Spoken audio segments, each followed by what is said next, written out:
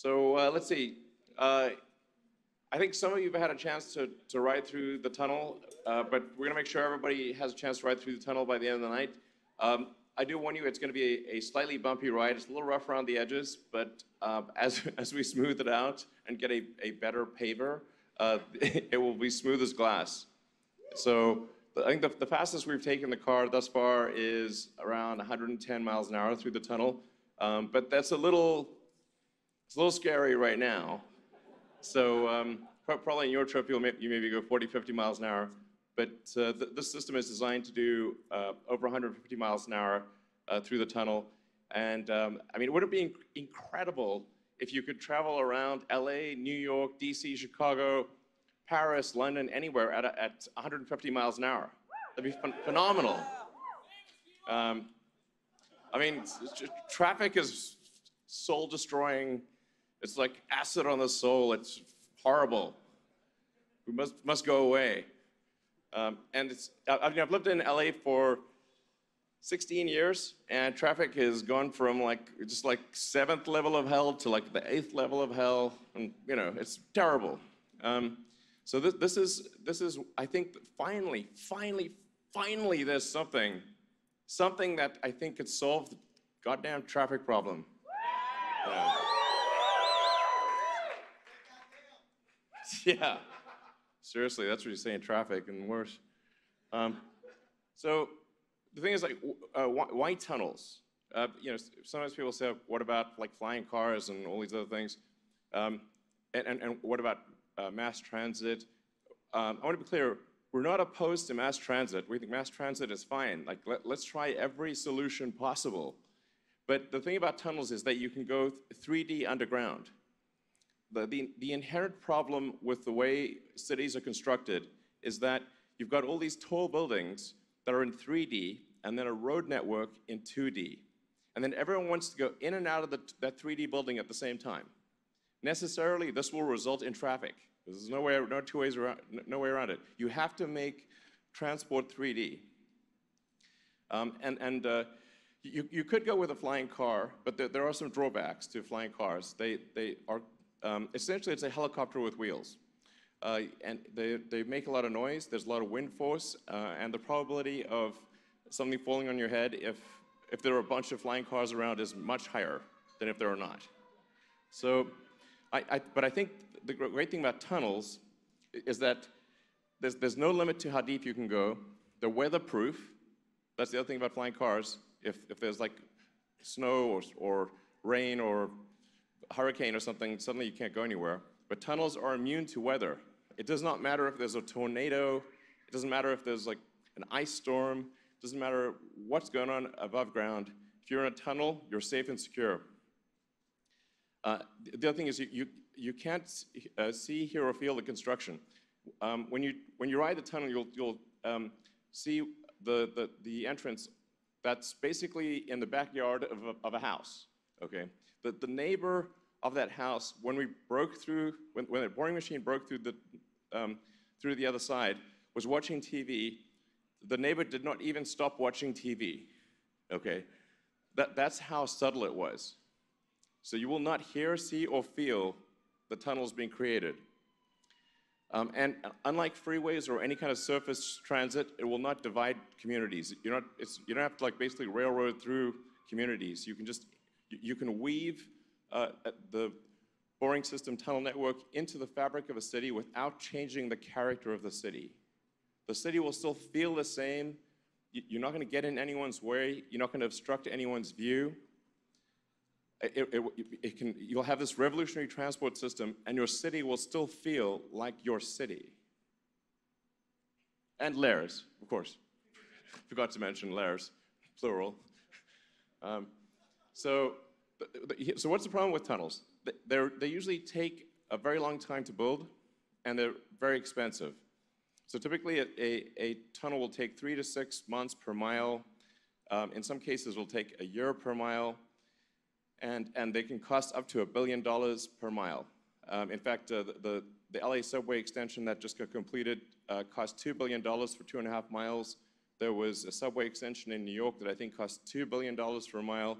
So clearly something needs to be done to revolutionize tunneling technology. We need to be able to build tunnels way faster and for a hell of a lot less money.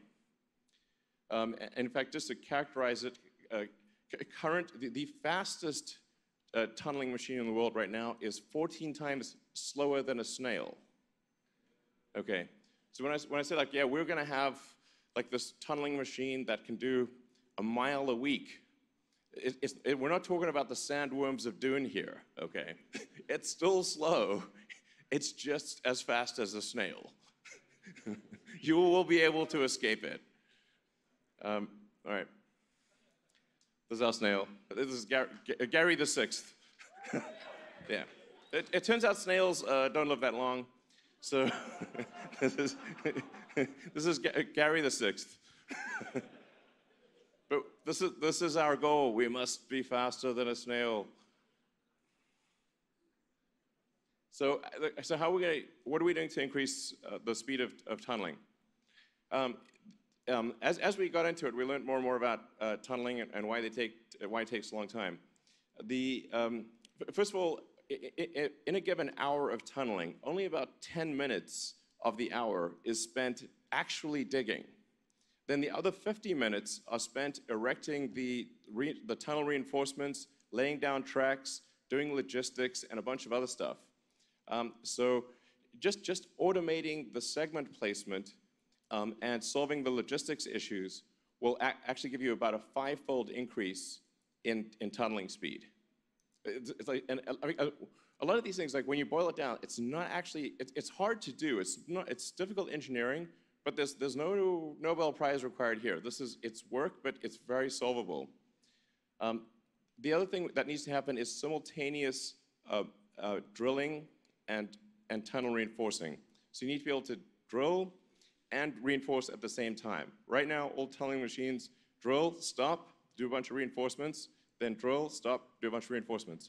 So the combination of automated segment placement and being able to drill while tunneling, like I said, is about a 5-fold increase in speed. Then with our design, we've also tripled the power of the drill. So it can drill 3 times faster. That results in a theoretical net speed increase of about 15 compared to the next best tunneling machine. So, and hopefully we'll beat our snail. So aspirationally, we should be slightly faster than a snail after doing those things. Yeah. Yeah. And there's some other things. We've modified the cutter design. The dirt removal is continuous. There are 2 lanes instead of 1 lane. But we're very confident of the engineering does close for achieving a 15x improvement.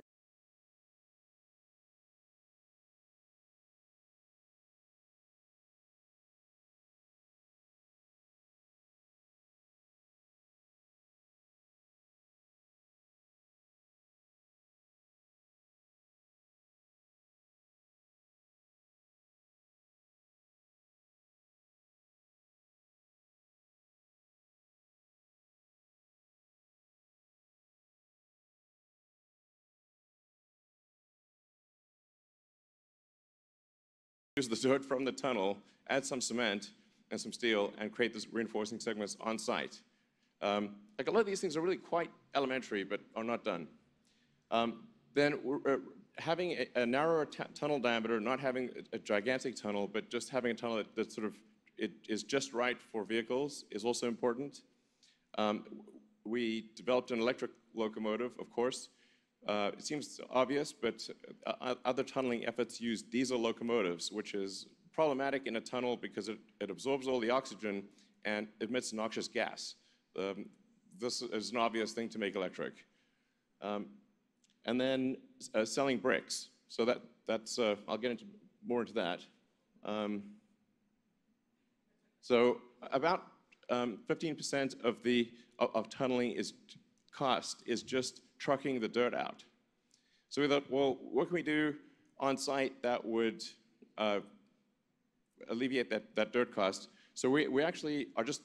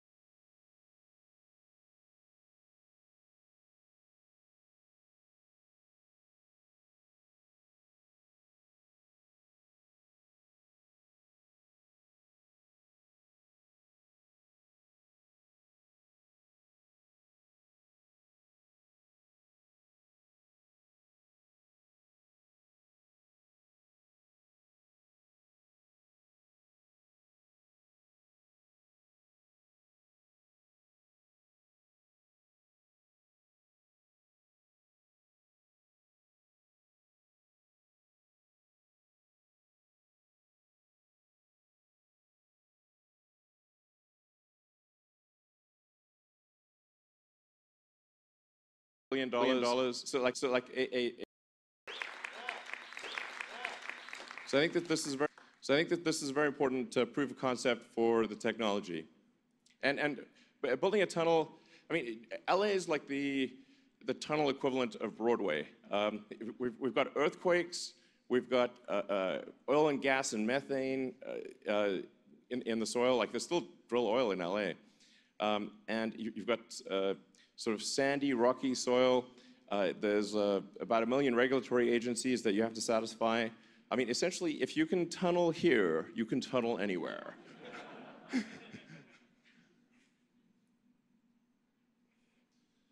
And we have three tunnel products.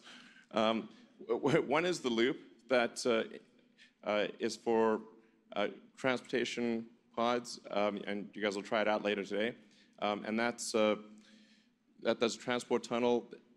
We're also seeing a lot of interest in just utility tunnels, where a municipality can get a big tunnel and then put water mains and electricity lines inside the tunnel, and then they can actually service, like if they had a water main break, instead of it flooding the main street in the city, they can actually go into the boring company tunnel and fix the water main. So it actually saves cities a lot of grief. And then just transport of like water and sewage and stuff. Now we just dig holes in the ground. So this fundamentally is what we're trying to solve. We've all been there many, many times. We must solve the soul-destroying traffic situation. So the loop that we're talking about, it consists of autonomous electric vehicles, the combination of autonomous electric vehicles with deployable guide wheels, so that it braces itself against the side of the tunnel, so that it's safe even if the car loses power, or even if somebody goes crazy, or there's like a mechanical failure. Those guide wheels keep the car centered in the tunnel and ensure that you can go through the tunnel very fast and still be safe. Then in terms of stations, the intent here is to have many more stations than you'd have in a subway, so at least 10 or 20 times more stations than you'd have with a subway. This is also very important because then you can intersperse the stations throughout the city and not dump a ton of traffic in one location. So by having many, many stations, you ensure that people get closer to their destination, and you don't disrupt the traffic pattern around where the loop exits. And then depending upon how much room you can have an elevator, which only takes up a few parking spaces. You can have like a spiral ramp or a lung ramp. And then you combine that with fast, low-cost tunnels, and I think you've got a very exciting transport solution.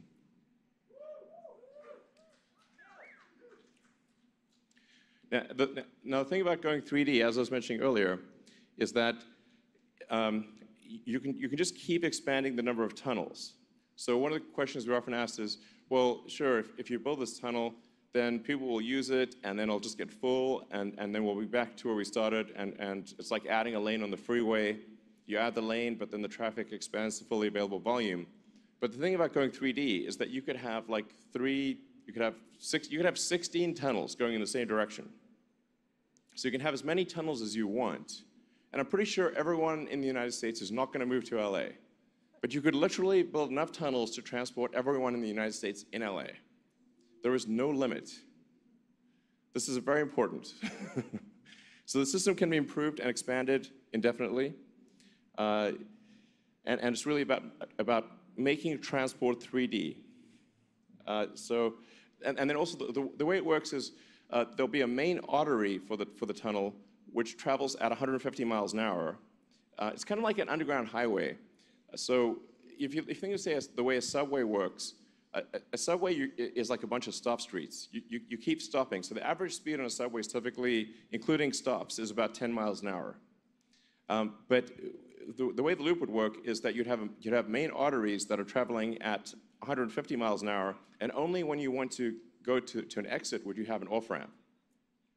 So you can travel the vast majority of your journey without stopping at 150 miles an hour, and only slow down when you get to your exit. And then automatically transfer from one tunnel to another. It's like a 3D highway system underground, basically.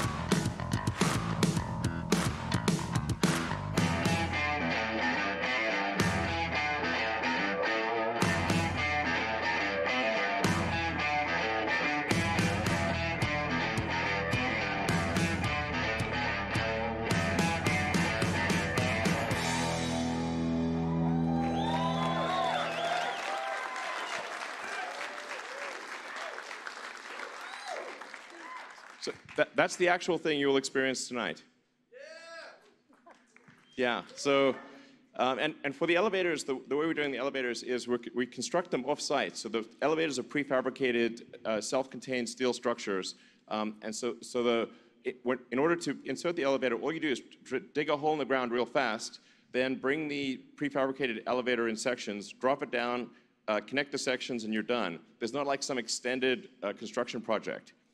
I think that's also important, so that you don't have these like construction projects that disrupt the city all over the place.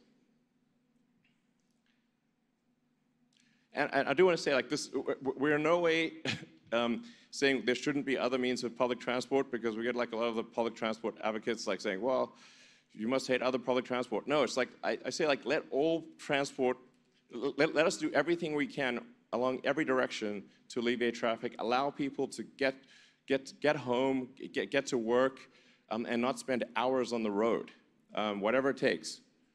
And this, I should say also, we will have continuously operating cars in the loop for those that do not have a car. So this will actually give priority to pedestrians and cyclists with cars that are continuously circulating in the loop. So even if you don't have a car, you can still use the system. I really want to emphasize that.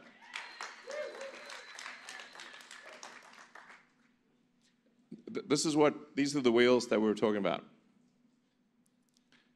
So this is really a small but very important element, is having retractable wheels that when you're driving down the road normally, they retract and go under the car, you don't even see them. But when you get into the tunnel, they deploy and allow you to go through a narrow tunnel very quickly, and effectively like a little train. So this even though it's like a small thing, it's a small but very important element of the technology. And this is something that can be applied to any autonomous EV. So to be clear, this is not intended to be restricted to a Tesla. Obviously, for convenience sake, I use a Tesla. Right, that'd be silly if I didn't. But this is not intended to be some sort of walled garden or just for Teslas or something like that. Any autonomous EV can be outfitted with these guide wheels.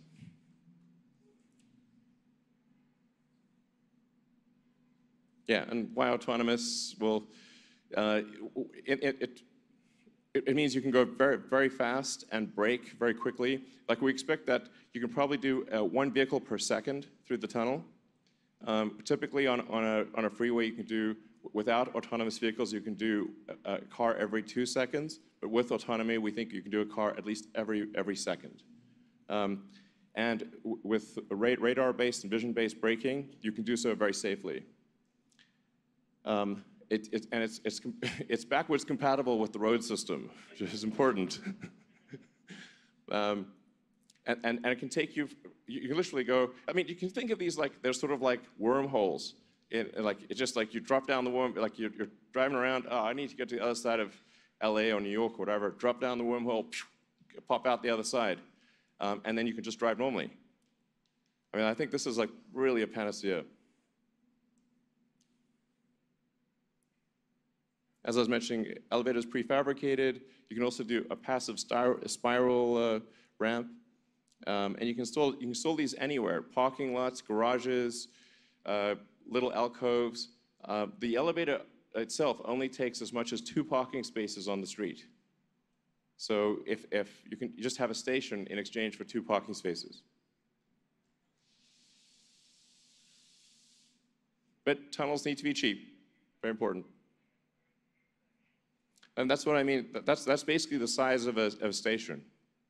So you can interleave these stations throughout cities, wherever there's a couple parking spaces or a little patch of road, pretty much anywhere. You can actually even have them come up in underground garages.